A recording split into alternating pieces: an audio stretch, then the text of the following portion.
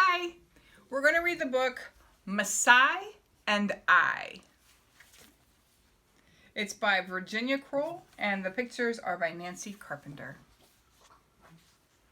Masai and I.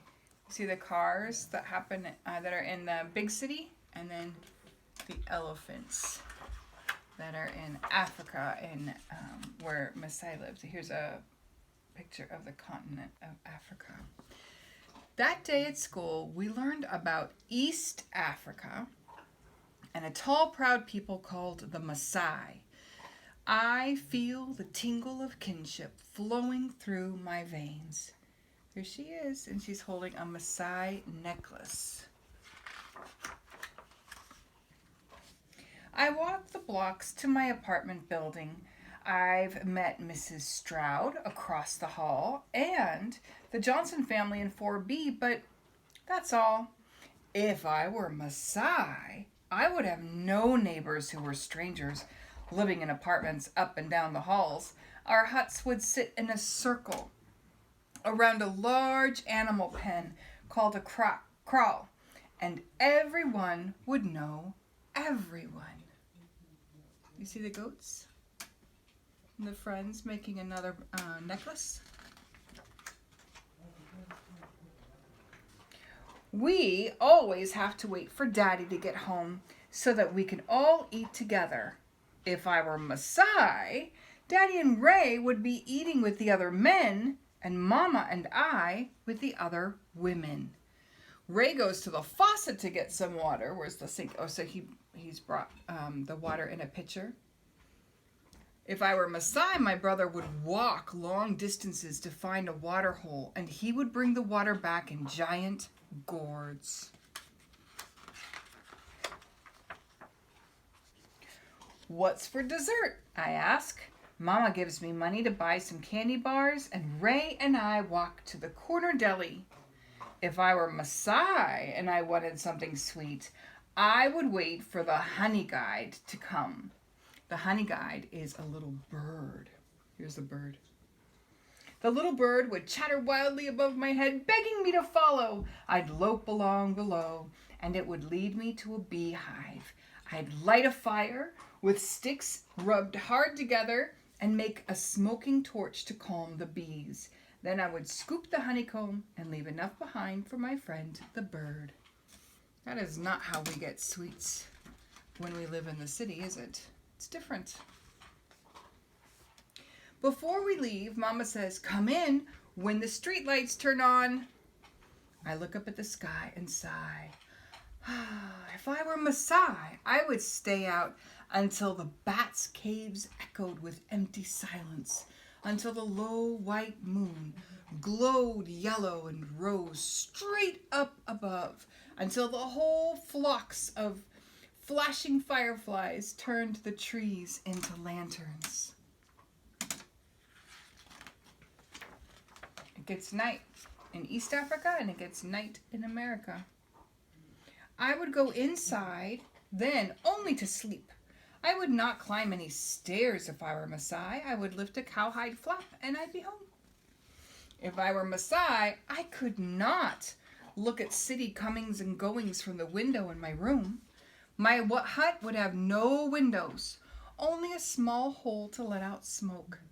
We would not have couches, chairs, lamps, or tables either, only several stools. There's a stool.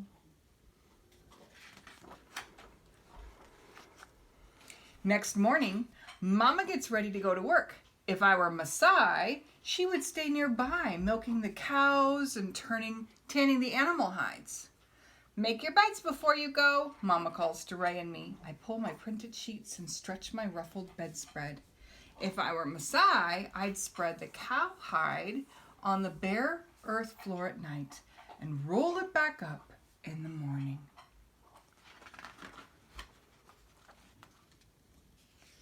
I would not have a caged hamster, Huey, if I were Masai.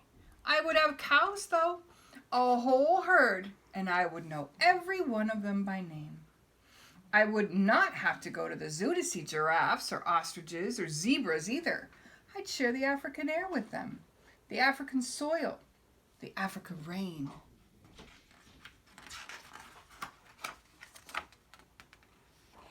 I set out for school and run back in for my new white sneakers. I almost forgot I have gym today.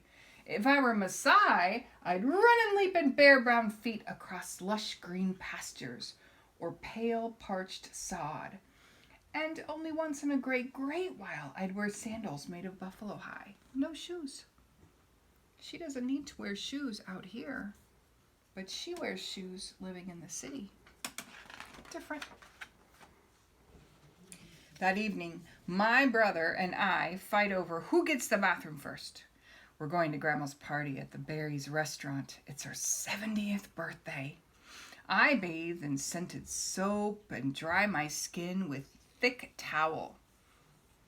If I were Masai preparing for a celebration, I'd rub my skin with cow's fat mixed with red clay so that my skin would shine.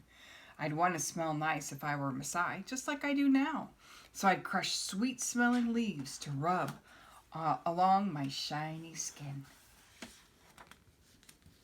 My cousin James comes over and we pile into the car to drive to the party. If I were Masai, walking 3 miles would be nothing for me.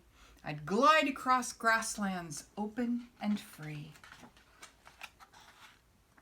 There they are, all going to a party.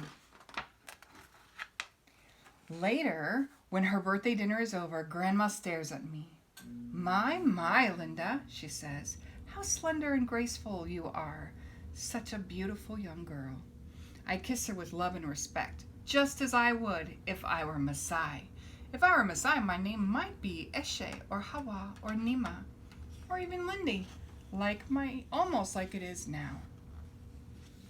I come home and stare at my reflection in my bedroom mirror. Smooth brown skin over high cheekbones and black eyes that slant up a little when I smile. I like what I see. I tingle again with that feeling about kinship. I would look just like this if I were Masai. Do you like hearing about the things that are the same and the things that are different about people who live in different parts of the world? I do too. Bye.